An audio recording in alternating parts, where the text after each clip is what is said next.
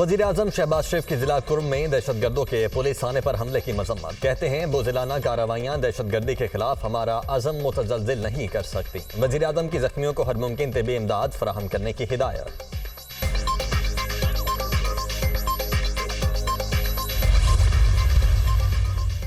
तहरीक इंसाफ खुलकर chief election commissioner के सामने आ गई। चीफ इलेक्शन कमिश्नर और सूबाई अरकान के खिलाफ सुप्रीम जुडिशल काउंसिल से रुजू कर लिया। चीफ इलेक्शन कमिश्नर और अरकान के खिलाफ मिसकॉन्डक्ट पर इंक्वायरी का मुतालबा।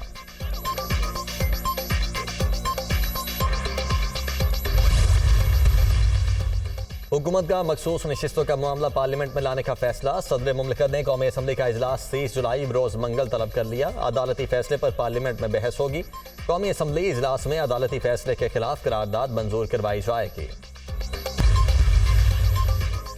हुकूमती जमात का तर्ज अमल सियासी नहीं गैर सियासी है। ये क्या हुआ, आओ बैठे मुज़ाकरात करें। क्या मुज़ाकरात की दावत इस तरह देते हैं? हम तो पुरअमन एहतजाज तक नहीं कर सकते। इस तरह की मुज़ाकरात की पेशकश को हम कैसे तस्लीम कर लें? ये हुकूमत फॉर्म 47 की पैदावार है जो जुल्म और ज्यादतियां आज भी जारी रखे हुए है। आज भी हमारे लोगों को उठाया जा रहा है। ये लोग चादर चार दीवारी का तकद्दुस पामाल कर रहे हैं। चेयरमैन तहरीक इंसाफ बैरिस्टर गौहर का मुज़ाकरात की पेशकश पर जवाब। विफाक से अपना हक लेकर रहेंगे। इदारों से दरख्वास्त है कि न्यूट्रल हो जाएं। लोग समझते हैं कि इनको लाने वाले इदारे हैं। विफाकी हुकूमत अंदर कुछ और बाहर कुछ और है। ये लोग जिस चीज़ पर हार जाते हैं वो तबाह हो जाती है। हमने कभी इक़्तिदार के लिए सियासत नहीं की है। जो पॉलिसी बनी है उस पर अमल दरामद होगा। मुल्क के मुआशी हालात ठीक नहीं, दहशत गर्दी में इजाफा हुआ है। वज़ीर आला खैबर पख्तूनख्वा अली अमीन गंडापुर की media talk.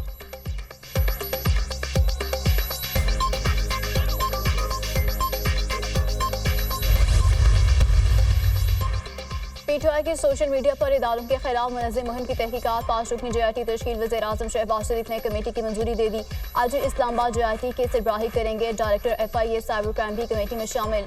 Director CTW DIG investigation और CTD के SSP कमेटी के मेंबर होंगे।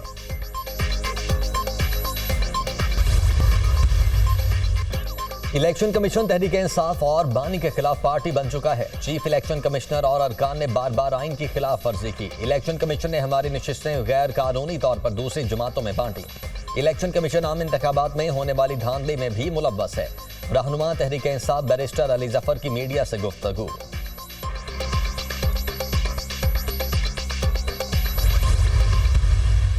PTI को फैसला करना होगा कि वो चाहती क्या है। जो PTI के साथ हो रहा है वो PTI का अपना किया हुआ है।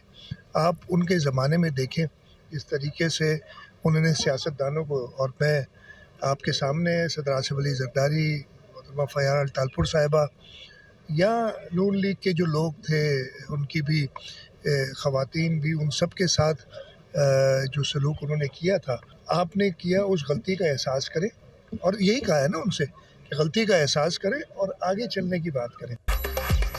तहरीक इंसाफ को फैसला करना होगा वो चाहती क्या है। जो PTI के साथ हो रहा है वो PTI का अपना किया हुआ है। PTI दौर में सियासतदानों से इंतकामी कार्रवाइयाँ सबके सामने हैं।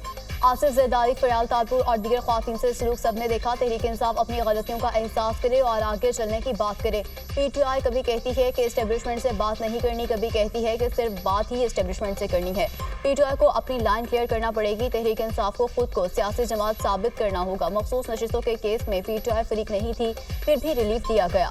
वज़ीर आला सिंध मुराद अली शाह की मीडिया टॉक।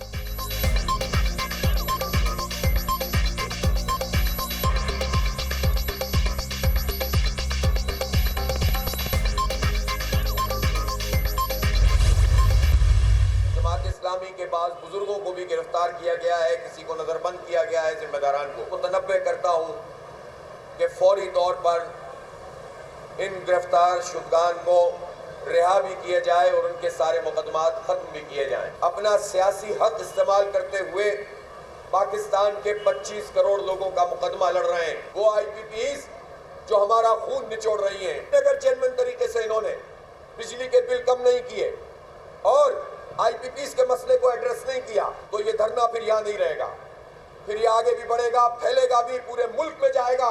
पूरा मुल्क इसकी पुष्ट पर आकर खड़ा होगा। फस्तायत और मुज़ाकरात साथ साथ नहीं चल सकते। गिरफ्तार कारकुनों को फौरी रिहा करें। 25 करोड़ अवाम का हक लिए बगैर धरना खत्म नहीं होगा। IPPs हमारा खून निचोड़ रहे हैं। हुकूमत संजीदा है तो रिलीफ देना होगा। मुतालबा तस्लीम न हुए तो धरना पूरे पाकिस्तान में फैल सकता है। धरना तारीखी इनकलाब लेकर आएगा। ऑप्शन खुले हैं। धरने का रुख किसी दूसरी जानिब भी हो सकता है। कल मरी रोड पर तारीखी जलसा होगा। अमीर जमात इस्लामी हाफिज नईमुर रहमान का धरने के शुराका से खिताब। मुज़ाकरात के लिए हुकूमती कमेटी पर तहफ़्फ़ुज़ात का इजहार। महंगाई और महंगे बिजली बिलों के खिलाफ जमात इस्लामी के धरने का दूसरा रोज़।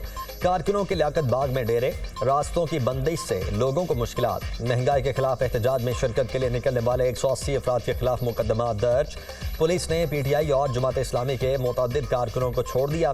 पुलिस ने 300 से ज़ायद कारकुनों और ओहदेदारों को हिरासत में लिया था।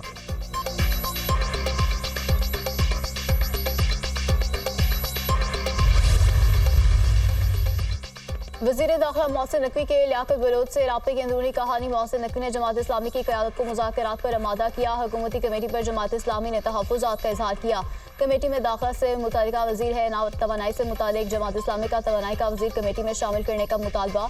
हमारा बड़ा मुतालबा IPP से मुतालिक है जिस पर फैसला वज़ीर तवानाई ही ले सकता है। पंजाब में हमारे 1150 से ज़ायद कारकुन गिरफ्तार हैं। तमाम कारकुनों को रिहा किया जाए। जमात इस्लामी का मुतालबा। हुकूमत की जानिब से राब्ते के लिए जमात इस्लामी ने लियाकत बलोच को फोकल पर्सन बना दिया।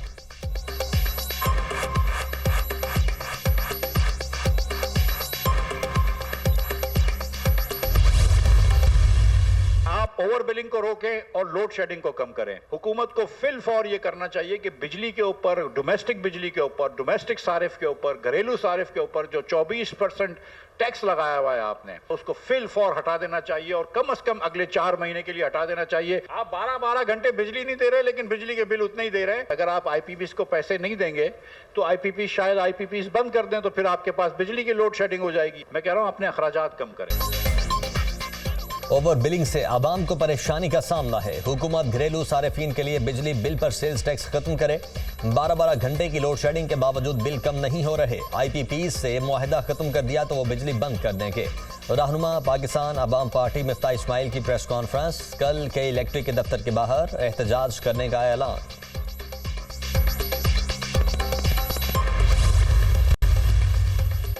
साबिक वफाकी वज़ीर गौहर एजाज का IPPs के खिलाफ सुप्रीम कोर्ट जाने का ऐलान। 24 करोड़ अवाम के तवज्जुह से 40 IPPs मालिकान के खिलाफ मुकदमा दर्ज कराएंगे। अल्लाह हमें कामयाबी से हमकिनार कर दे। गौहर एजाज का ट्वीट।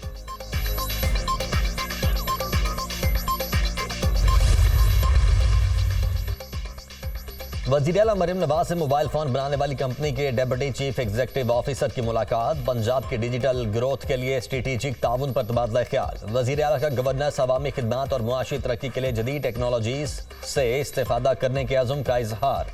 मरियम नवाज ने कहा कि हमारा विजन पंजाब को डिजिटल टेक्नोलॉजी हब में तब्दील करना है।